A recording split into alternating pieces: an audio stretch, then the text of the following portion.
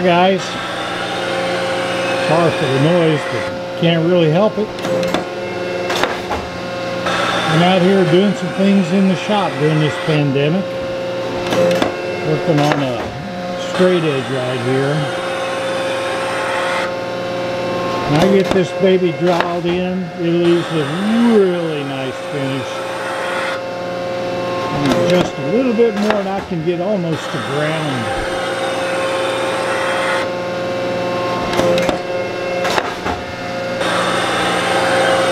Now, over the years I've had people tell me that I should take bigger step overs.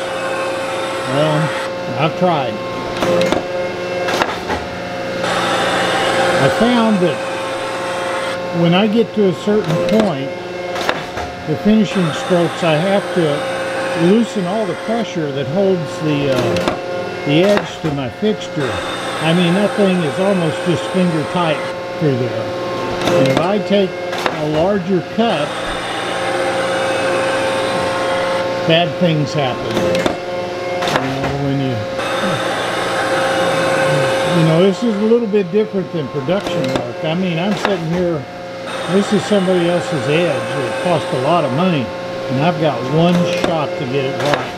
If I screw it up, you know, what do? Tell the guys, oh, I'm sorry, your edge decided to commit suicide on my machine. We don't want that happening, so I found that getting this sucker sharp and taking these little step overs, that blade is almost flat on the table. There's just a little tiny bit of relief, a couple tenths. Right now we're taking one of the final passes off of it. I've rough planed it with a lot of force on the clamps down there, so you see.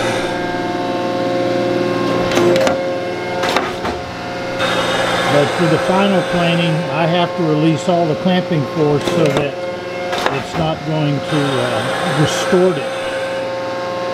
Once I get it down to this level, and start taking littler cuts and getting it just fine-tuned. You see over here, it's still taking a cut, but down here it's a little bit off. Next pass should get all the way over. I tell you, this YouTube stuff is dangerous. I was turning a little light on the subject, and that light decided to attack me. I got a big old knot on my head up here.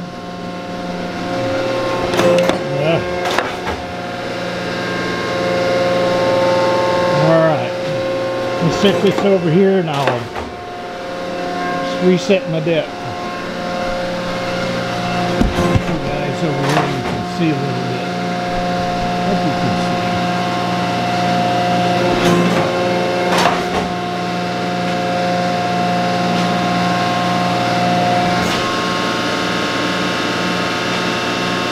Roll the cross arm back.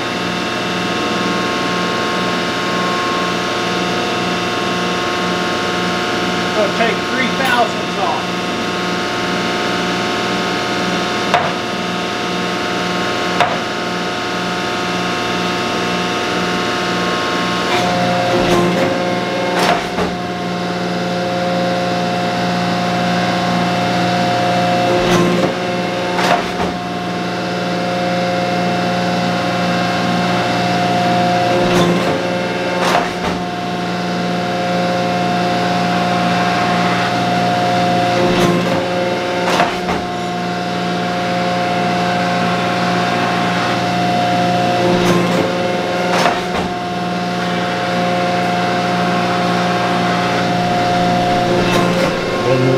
You guys could see of that, but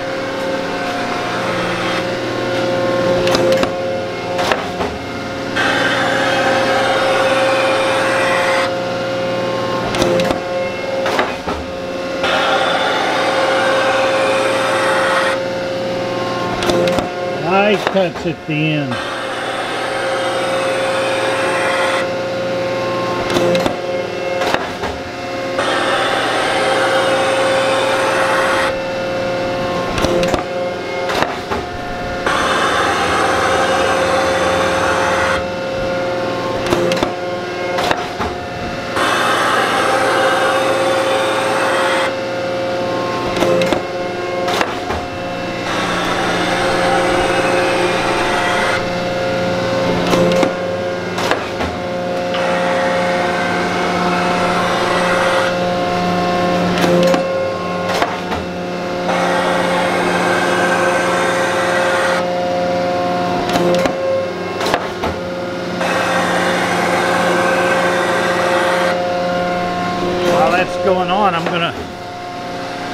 take you around the shop and show you a few of the upcoming projects.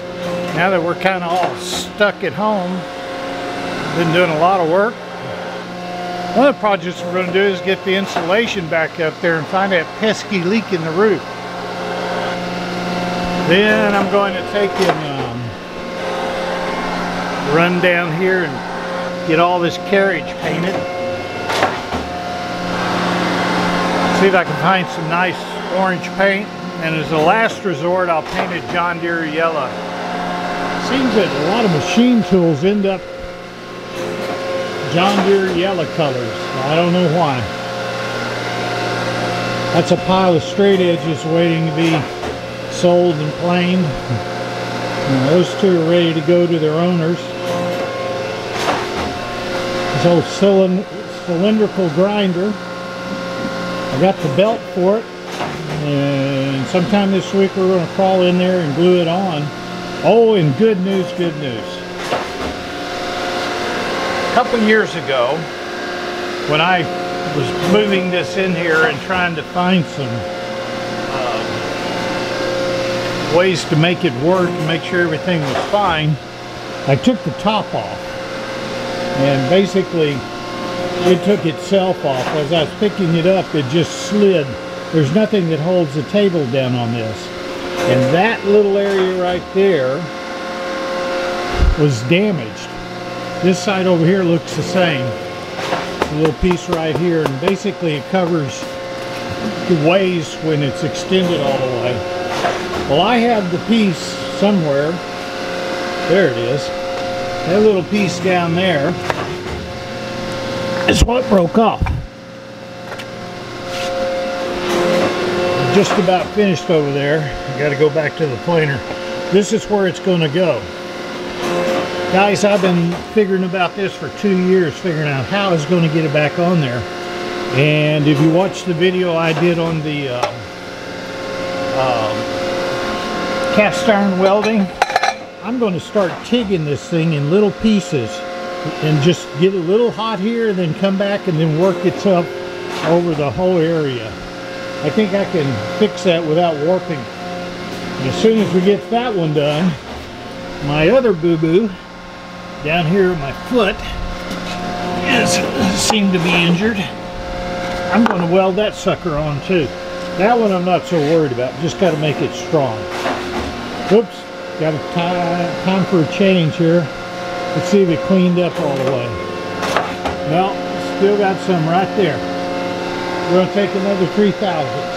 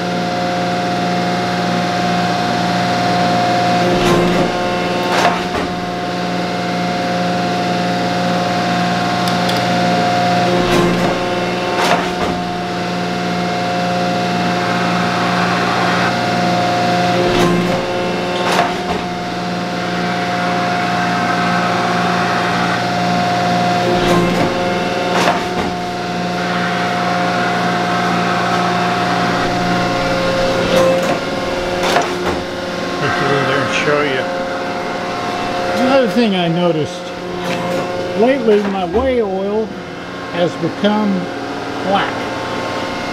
You know, it just looks, excuse me, looks like it's got particles suspended in it.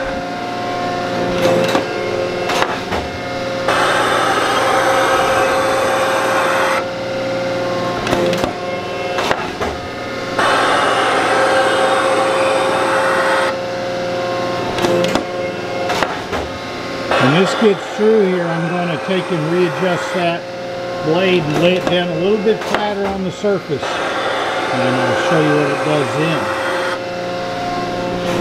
This oil problem is new this year. Now, this table has a tank right down here.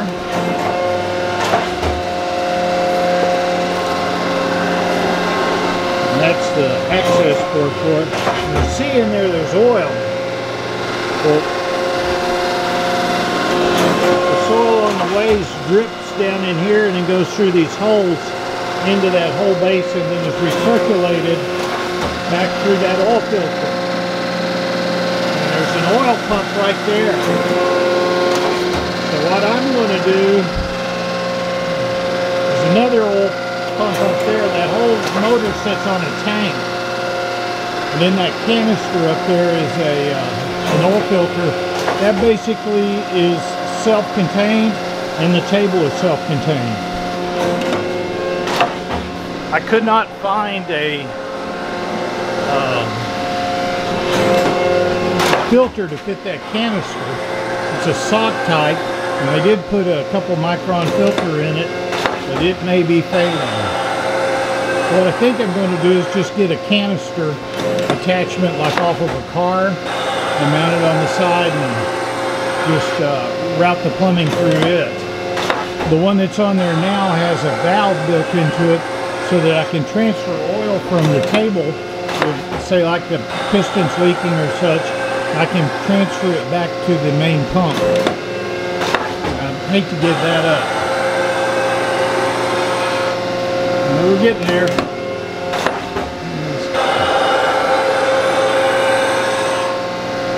Just about ready to clear the whole surface. Still a little bit though. I see that one little tip.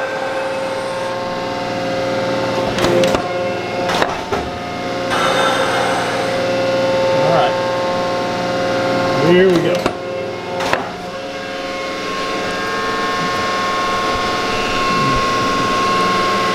Let y'all look at this.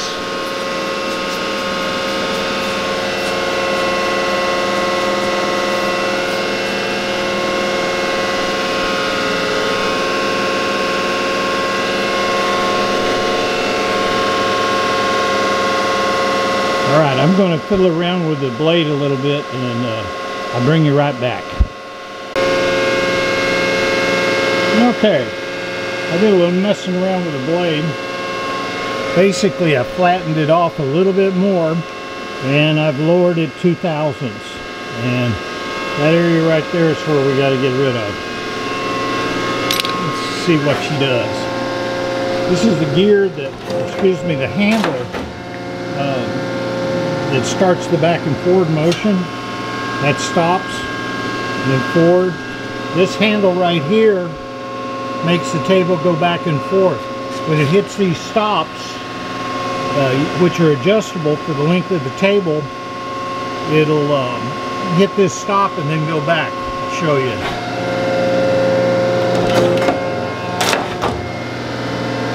That back stop's how you stop the return stroke. Now I can do about 90-inch stroke on this table. Okay, I'm going to put it in gear now. There's the handle I repaired in the video. This gear right here controls the crossarm movement. The way I've cut that blade, I got it cutting on the far side, so I want to travel that direction.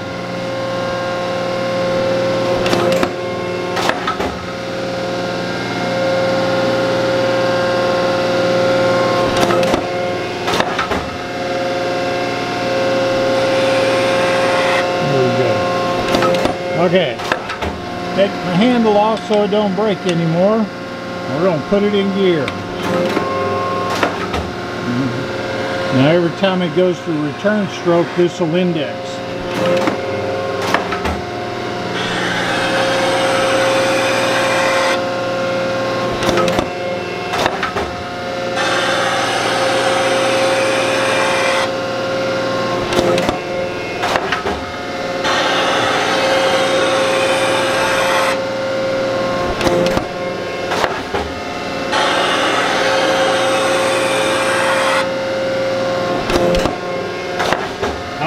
set this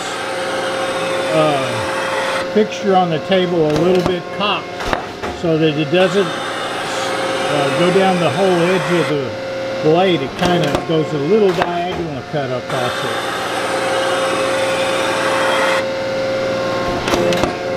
Remember, this sucker is barely finger tight on there. Look how nice a job it's doing. I don't know if the camera is doing it any justice here.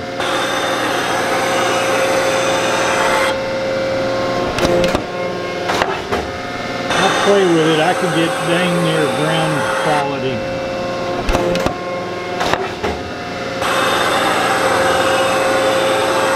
And that's another thing I've been trying to think about, how to multi-purpose this machine. I've got a three-phase grinding head that I can mount on this clapper arm or fixed arm, and my problem is this table here feeds directly down into the oil bath for the ways.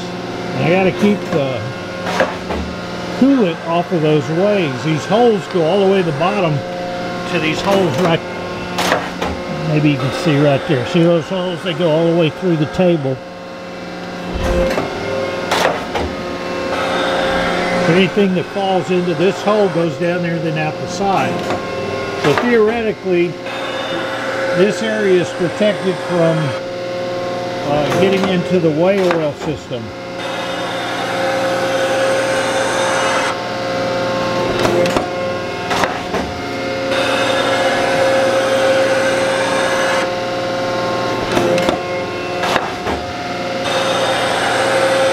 What I was thinking about doing is making up a pan to sit in here and then figure out a way to waterproof it and still be able to hold down some, like you know, like Monarch 10E latheways. Okay, that is cut all the way across the surface.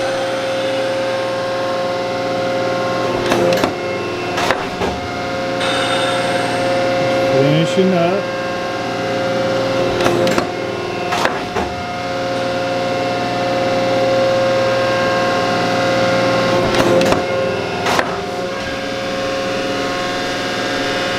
Who stole my big brush? It's a wonder I can find anything in this crap. I'm hoping that this coronavirus will give me enough time here to clean this mess up. I use a little bitty chip brush.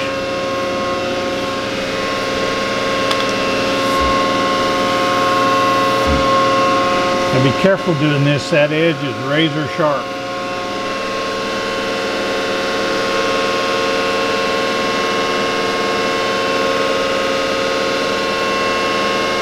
That's going to be nice. I'll go over it one more time. There's a spring pass, and while that's doing that, I'll show you guys some of the things I'm going to be doing coming up.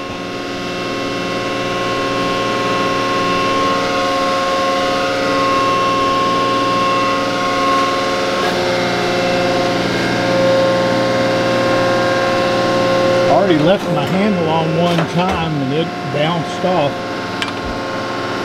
So you can teach an old dog new tricks. Threw some rubber mats down there and don't have to weld it up again. Alright, everything seems to be running. Let's put her in here. And we'll go look at some other things. This is the old part that you kind of clinch, waiting for that sucker to contact, and hopefully it doesn't knock it out of the fixture.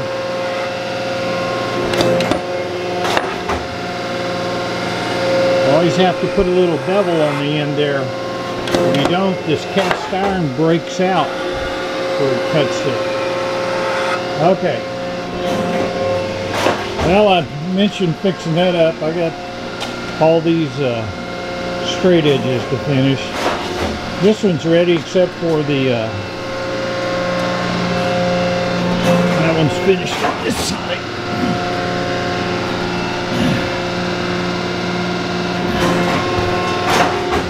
Got to do the angle. I'm finishing the flat on that one, flat on that one, then we'll set up for all the angles.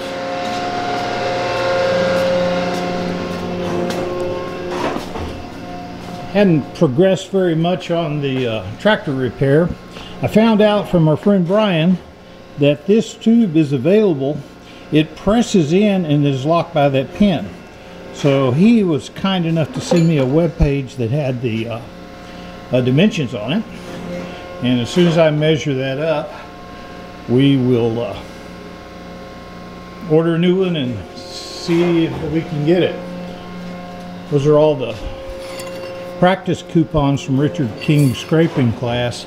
Doesn't look like much, but that's 160 pounds of steel, cast iron actually. I got to put up into our newly cleaned up attic. Pretty soon we're going to get back on the cabinets over here. Got all the drawers last time I think I showed you. Well, y'all haven't seen those videos yet, but they're coming. Got the old space down here set up for the big chips from the cyclone. Also going to run air from my dryer that's setting up over there all the way over to at least that station with drops everywhere. Got to get it up to the big sandblasting cabinet I put up there. I'm conflicted. For a long time, I had planned on using all that copper right there for the airline. I got all the fittings, got all the copper, and that's what I was going to use until we cleaned up upstairs, and I found out that I've got tons and tons and tons of 1.25" PEX. From everything I've seen, it's okay to use that. It won't explode on you like PVC, but still kind of conflicted. If anybody has any strong opinions, leave a comment. I like comments. I don't get very many comments. Don't get very many views, so tell your friends if you like what I do. Another thing we're going to be working on is I've got a telescope I got to rebuild. I'll show you that later. Tomorrow morning, my wife has me busy fixing a leak in our pond. We bought some new stuff called Soil Flock, and hopefully it'll seal all the little leaks into the sand. Well, my wife's been out here again. She says, if you like Steve's videos, give him a thumbs up, subscribe, and heck, even ring the bell. Love my wife. All right, guys. I don't think I'm going to edit this one a little too much because hopefully I kept it moving for you. Good to talk to you. I'll talk to you later. Thanks for watching.